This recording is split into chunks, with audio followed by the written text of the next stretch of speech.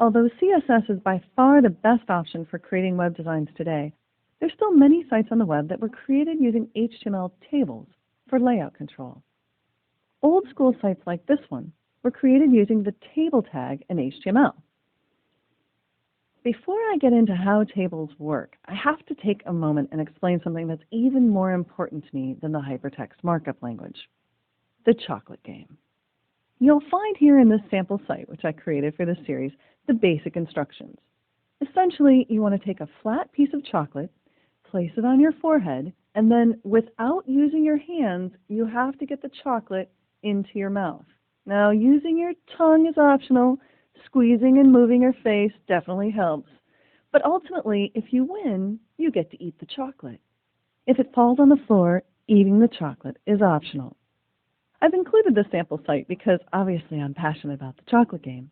But it's also because this is a site that I've been playing with for years, and it was originally designed using tables. So in the course of this series, we'll look at the design of this site, and I'll show you how tables work. If I go back here to this other page created, this is a similar page, also offering instructions in the chocolate game, but here you can see the border of this table is visible. And that should help you better understand how, by merging table cells, you could create more complex layouts. And by positioning things in cells side by side, you could create multiple columns like this. Today you can create these same kinds of layout effects with CSS and do it even more effectively. But there is still one good use of tables, and part of why I cover tables in this series. Anytime you have what I would call tabular data, that is, consistent data that you want to display in a table, something you might find in a spreadsheet, or, for example, if you're pulling content out of a database, that's a time that tables are still very useful.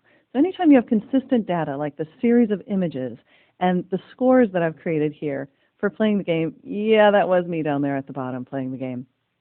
I don't play the chocolate game that well, but that's part of why I always invite people to email me photos of themselves playing the game. So do indulge me with that if you want to experiment with this game. And do rest assured that in the table chapter, in addition to looking at some of the problems with how old sites were designed with tables and how you can fix those, we'll also look at how to create tables today and make sure they're accessible for all of your users.